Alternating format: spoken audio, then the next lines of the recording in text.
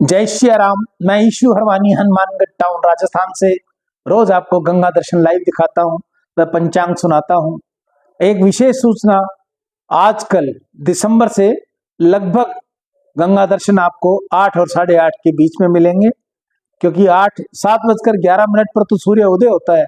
उसके बाद में फिल्म बनती है और वहां से चलकर हम तक पहुंचती है और हम फिर उसको टेलीकास्ट करने के लिए उसको एडिट करने के बाद आपको भेजते हैं। तो लगभग 8 बजे के बाद 8:30 बजे से पहले पहले आपको गंगा दर्शन मिलेंगे।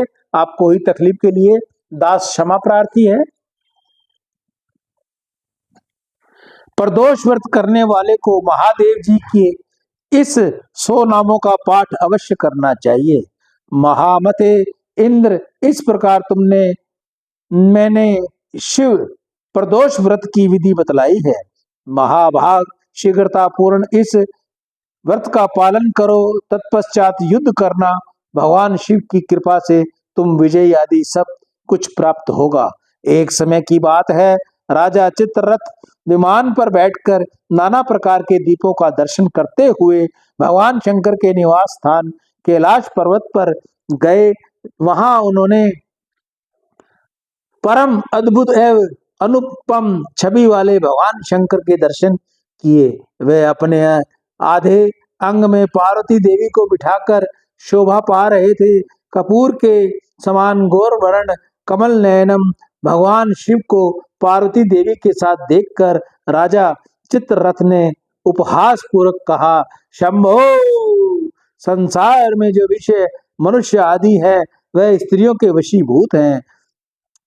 रहने वाले जो दूसरे लोग हैं वह तथा हम जैसे अज्ञानी जीव भी जन समुदायों में संकोचवश स्त्री सेवन नहीं करते।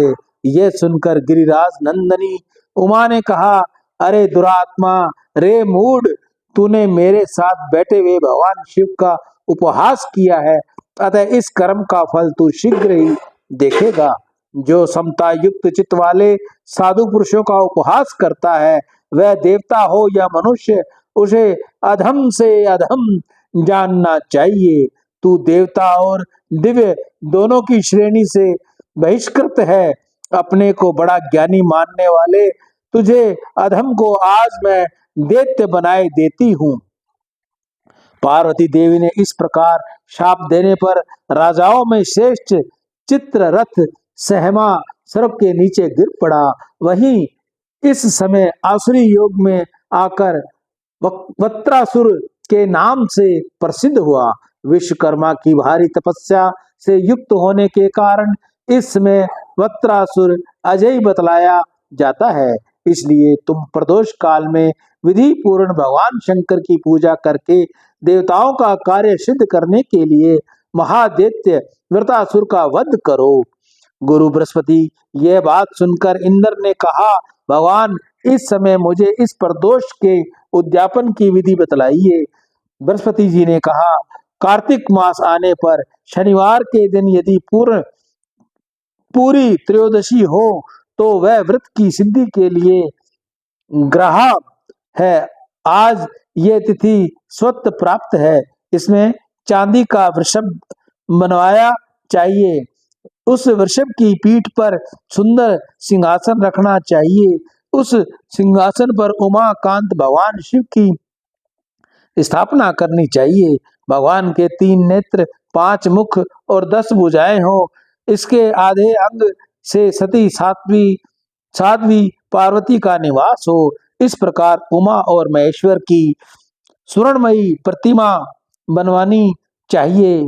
उस प्रतिमा को वृषभ की पीठ पर वस्त्र से ढके हुए तांबे के पात्र में स्थापित करके रात्रि में श्रद्धा और विधि के साथ जागरण करना चाहिए।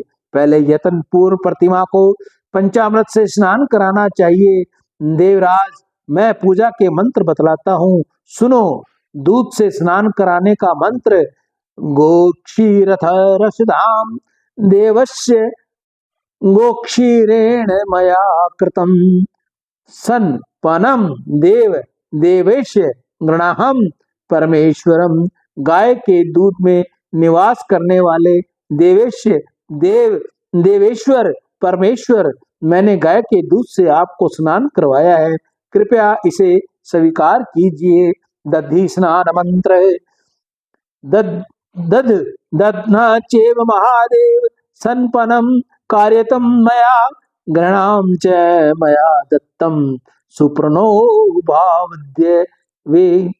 महादेव जी के दधि से उसको स्नान करवा रहा हूँ। मेरे द्वारा समर्पित ये दधि स्नान आप स्वीकार करें तथा आज मुझ पर निश्चय ही अत्यंत प्रसन्न हो। धर्त स्नान मंत्र।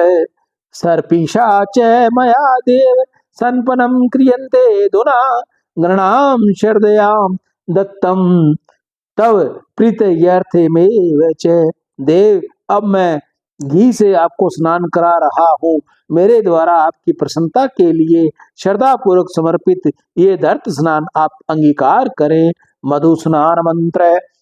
इंद्रम मधुमया दत्तम च दुष्ट यर्थ मेव च गृणाम तवम ही देवेश मम शांति प्रदो भव। देवेश्वर, आपको संतोष के लिए मेरा दिया हुआ ये मधु आप ग्रहण करें तथा मेरे लिए शांतिदायक बने। शर्करा स्नान मंत्र। सीतया देव देवस्य संपरम क्रियम मया गृणाम शरदयाम दत्ताम सुपर्णो भव प्रभु। देवेश्वर, मैं मिश्री तथा शक्रा से आपको स्नान करा रहा हूँ। प्रभु, श्रद्धा पूर्वक दी इस मिश्री शक्रा को आप स्वीकार करें तथा मुझ पर भली भांति प्रसन्न हो। इस प्रकार पंचामृत द्वारा भगवान वृषभ ध्वज को स्नान कराना चाहिए। तत्पश्चात बुद्धिमान पुरुष तांबे के आर्घ्य पात्र द्वारा आर्घ्य प्रदान करे। आर्घ्य मंत्र।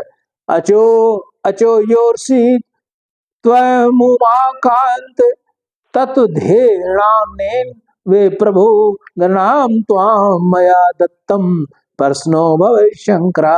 उमा वल्लभ प्रभु, आप इस अर्घ्य द्वारा पूजन करने योग्य है। भगवान शंकर, मेरे दिए हुए अर्घ्य को आप ग्रहण करें और मुझ पर प्रसन्न हो। पाद्य मंत्रम। मया दत्तम तूपे पाद्यम पुष्पगंधम समवितम गृणाम देव देवस्य प्रसन्नो वरदो भव। देव देवस्य, मेरे द्वारा आपको समर्पित गंध पुष्प युक्त ये वाद्य 5 पखारने के लिए जल आप ग्रहण करें तथा प्रसन्न होकर मेरे लिए वरदायक बने। आसन समर्पणम मंत्र। विष्टरम निष्टरेण रेणवम मया दत्तम च वे प्रभो शांत्यर्थ तव देवस्य वरदो भव मैं सदा। प्रभो, मैंने आपके लिए संतोष के लिए कुश निर्मित आसन समर्पित किया है। देवेश्वर, आप मेरे लिए सदा वरदायक बने रहे। आचमन मंत्र। आचमन मया दत्तम च विश्वेश्वरम प्रभो गृणाम परमेशान तुष्टो भव मां मध्य। हे प्रभो विश्वेश्वर, मैंने आपको ये आचमनार्थ जल समर्पित किया है। परमेश्वर, आप इसे ग्रहण करें और आज मुझ पर प्रसन्न हो। यज्ञोपवीतम मंत्र। ब्रह्म ग्रंथि समायुक्तम ब्रह्म कर्म पर्वत कर्म यज्ञोपवीतम सोमरहम मया दत्तम च प्रभु। प्रभु, ये स्वर्ण रंग का पीत यज्ञोपवीत मैंने आपकी सेवा में प्रस्तुत किया है। ये ब्रह्म ग्रंथि से युक्त है तथा ब्रह्म कर्म वैदिक यज्ञ यादि तथा भगवान प्रीति अर्थे कर्म में लगने वाला है। वस्त मंत्रम। एतम वसो मया दत्त सोत्ये शुभोभनम गृहम तम महादेव मया युक्ष प्रदोभ। महादेव, मैंने ये चादर सहित परम सुंदर वस्त्र आपको भेंट किया है। आप इसे ग्रहण करें और मुझे आयु प्रदान करें। चंदन मंत्र। सुगंधम चंदनम देव मया दत्तम तूपे प्रभो भक्त्याम परमया शंभो सुगंधम गुरुमाम भव। देव शंभो, मैंने आपको बड़ी भक्ति से सुगंधित चंदन समर्पित किया है। सबके जन्मदाता भगवान शिव, आप मुझे उत्तम गंध से युक्त करें। धूप मंत्र। धूपम वशिष्ठम परमं सर्व सर्व औषधि वृज भी तम गृणम परमेशान मम सत्यार्थे में च। परमेश्वर, सब प्रकार की औषधियों से संपन्न तथा बहुत ही विशिष्ट बनी हुई यह धूप आपकी सेवा में समर्पित है। मेरी शांति के लिए आप इसे ग्रहण करें। दीप मंत्र। दीपम ही परमं शंभो धर्त प्रज्वलितम मया दत्तम गणम देवस्य मम ज्ञान परभो भव। शंभो, मैंने घी से जलाया हुआ ये उत्तम दीप आपकी सेवा में प्रस्तुत किया है। देवेश्वर, आप इसे ग्रहण करें और मेरे लिए ज्ञान दाता बने। आरती मंत्र। दीपावलिम मया दत्ताम गृणाम परमेश्वरम आरतीर्तिक प्रदान प्रदेन मम तेज प्रभो भव। परमेश्वर, मेरी दी हुई ये दीपमाला आप ग्रहण करें। आप इस आरती उतारने से संतुष्ट होकर आप मुझे तेज वरदान करें।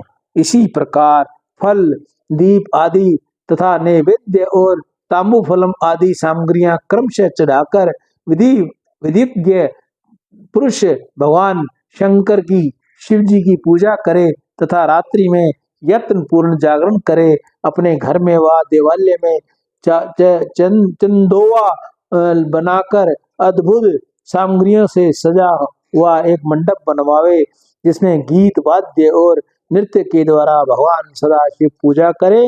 इंद्र प्रदोष व्रत के उद्यापन की यही विधि है। विविध पुरुष को चाहिए कि वह अपने संपूर्ण कार्यों की सिद्धि के लिए इसी प्रकार से सब कुछ करे। गुरु बृहस्पति ने कुछ बतलाया, उसके अनुसार इंद्र सब विधि का पालन किया। नमूची के मारे जाने पर सब देवता हर्ष और उत्साह से भरे हुए थे।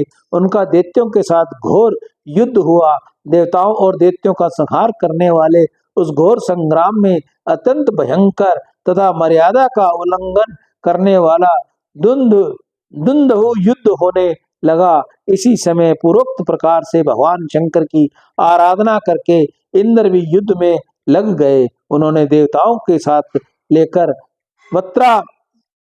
वृत्रासुर का पीछा किया।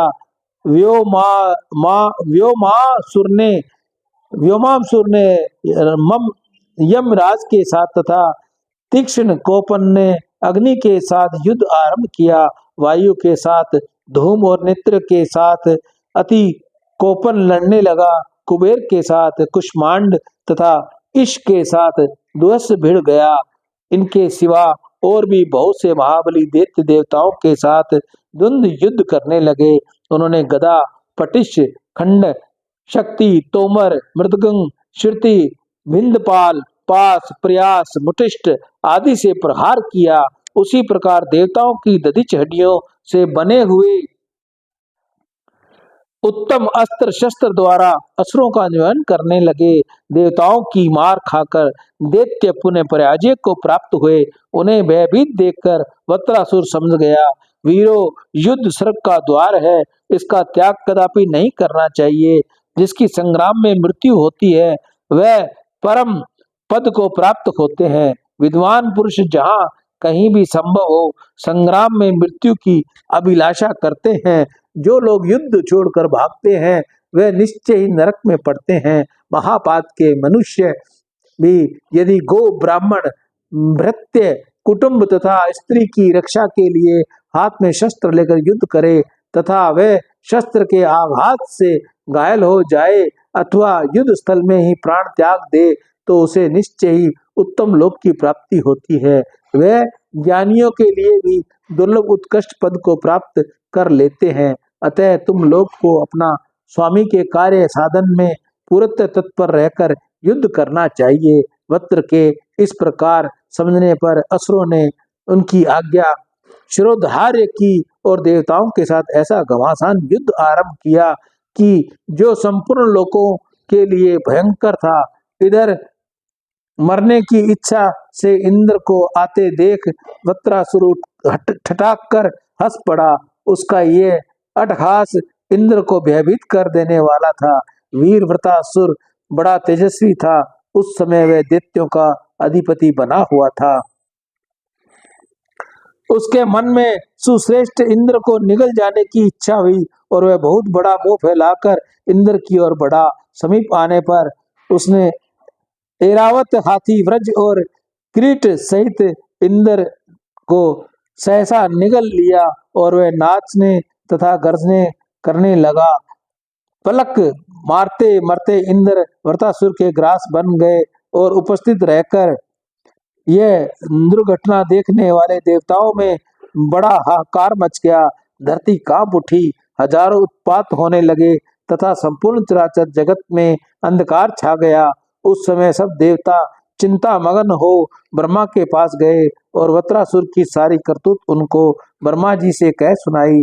सुनकर लोक पितामह ब्रह्मा ने चित्त को भांति भली भांति एकाग्र करके भगवान शंकर का स्तुत किया। उसी समय आकाशवाणी हुई, इंद्र ने प्रदोष व्रत का अनुष्ठान करते समय कुछ विपरीत कार्य कर डाला है। जो मूर्ख शिव निर्माल्य अर्घा शिवलिंग की छाया तथा देव मदिरा का उल्लंघन करते हैं, वह शिव गणों के प्रधान चंड ऋषि के द्वारा दंडनीय है। इसमें तनिक भी संदेह नहीं है। इसलिए लिंग पूजन पूरक दक्षिणा और नमस्कार करने से अवश्य कल्याण होता है। ऐसी उत्तम बुद्धि रखकर प्रयत्न पूर्वक लिंग पूजन करना चाहिए। कनेर, मदार, भटक, टैया, धतूर, शतपत्र, अमलतास, पुनु नाग, संदेशरा, मोलश्री, नागे केसर, नील कमल, कदम, आक तथा नाना प्रकार के कमल आदि पुष्पों तीनों कालों में सदा पवित्र जानने चाहिए। चमेली, बेला, सेवती, श्यामपुष्प, कुट्टज, कणिकार, कुसुम्भ, लाल कमल ये पुष्प विशेष सायंकाल में शिवलिंग पूजा के लिए श्रेष्ठ बताए गए हैं। कमल के फूल 3 काल में पवित्र माने गए हैं। रात्रि में केवल कुमुद